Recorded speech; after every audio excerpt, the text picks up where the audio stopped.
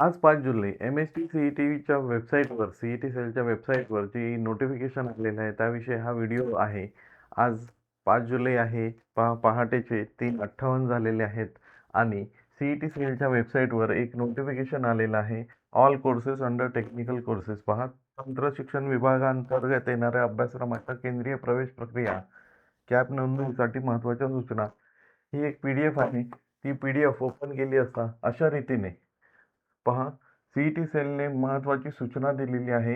BE BTech अभ्यासक्रम अखिल भारतीय उमेदवारी AI India कॅन्डिडेचर असलेल्या उमेदवारांसाठी JEE मेन 2026 परीक्षेचे गुण ग्राह्य धरले जातील. मात्र राष्ट्रीय चाचणी संस्थेच्या NTA निर्देशानुसार जे उमेदवार JEE मेन 2026च्या गुणांद्वारे अर्ज करू इच्छितात त्यांना डिजिलॉकर खात्यामध्ये गुणपत्रिका असणे बंधनकारक आहे.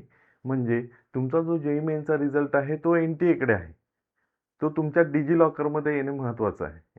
म्हणजे NTA कडून डिजिलॉकरमध्ये तुमचा रिझल्ट येईल JEE मेनचा आणि CET सेल डिजिलॉकरमधून तो रिझल्ट जो आहे तो फेच आउट करेल म्हणजे घेईल.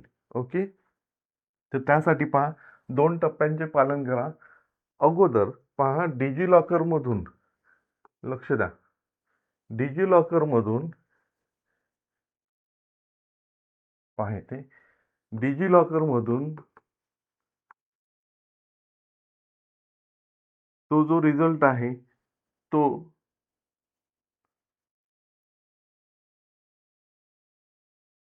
एक मिनिट हा पहा इथे NTAच्या वेबसाईटवरून तो रिझल्ट जो आहे तो डिजिलॉकरमध्ये आला पाहिजे आणि डिजिलॉकरमधून तो जो रिझल्ट आहे तो CET सेलच्या वेबसाईटवर फेच होईल. म्हणजे ही आहे स्टेप 1 आहे, ही आहे स्टेप 2.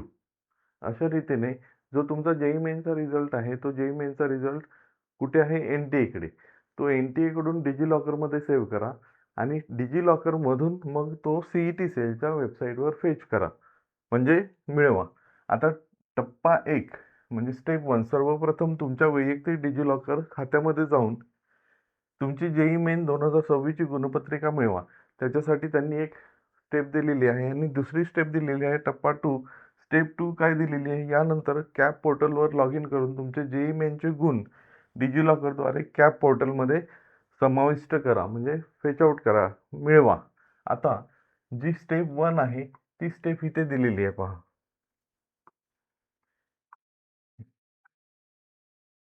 इथे पहा. How to fetch JEE Main result through DigiLocker म्हणजे आपल्याला NTA कडून तो रिझल्ट जो आहे तो डिजिलॉकरमध्ये घ्यायचा आहे. तर इथे पहा फर्स्ट स्टेप डिजिलॉकरमध्ये जायचं आहे.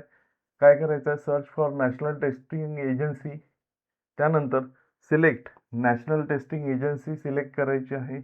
त्यानंतर चूज द रिक्वायर्ड एक्झामिनेशन. आपण कोणती एक्झाम दिलेली आहे? JEE Main 2026. मग ती JEE मेनची तो तुमचा स्कोर कार्ड आहे तो स्कोर कार्ड सिलेक्ट करायचा आहे. त्यानंतर एंटर युअर डिटेल्स. डिटेल्स जे आहेत त्या एंट्री करायच्या आहेत आणि फेच डॉक्युमेंट. ती डॉक्युमेंट जी आहे ती NTA कडून डिजिलॉकरमध्ये घ्यायची आहे. ओके. त्यानंतर डॉक्युमेंट फेच सक्सेसफुली. अशा रीतीने तुमचा जो NTA कडे असलेला JEE मेनचा रिझल्ट कुठे येईल? डिजिलॉकरमध्ये. ओके. आता डिजिलॉकरमधून CET सेलच्या वेबसाईटवर फेच करायचा आहे, मिळवायचा आहे, समाविष्ट करायचा आहे. तर स्टेप 2 मध्ये पहा. How to fetch JEE Main result through DigiLocker. आता डिजिलॉकरमधून CET सेलच्या वेबसाईटवर. तर पहा फिल JEE मेन 2026 डिटेल्स. या स्टेपला काही विद्यार्थी थांबतायत कारण त्यांचा डिजिलॉकरमध्ये JEE मेनचा रिझल्ट नाही आहे. म्हणून NTA कडून अगोदर डिजिलॉकरमध्ये घ्या तो रिझल्ट JEE मेनचा आणि डिजिलॉकरमधून CET सेलच्या वेबसाईटवर फेच करा. पहा इथे.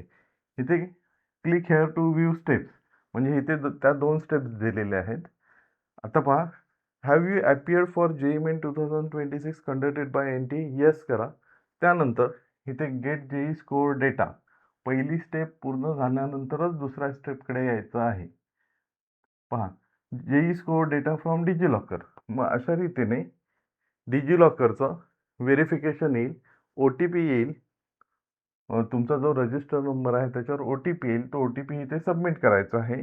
त्यानंतर जर तुमचं डिजिलॉकर ऑलरेडी अकाउंट आहे तर तो पिन काय करायचा आहे, पिन टाकायचा आहे, लॉग इन करायचं आहे. Okay. On the DigiLocker consent page आता आपल्याला काय हवं आहे, डिजिलॉकरमधून जेईई मेन्सचा रिझल्ट सीईटी सेलकडे फेच करायचा आहे. म्हणून आपण जिथे जेईई मेन स्कोर कार्ड आहे, जिथे जेईई मेन स्कोर कार्ड आहे त्याच्यासमोर टिक करायचे आहे आणि अलाव करायचं आहे. त्यानंतर do not close, refresh or navigate.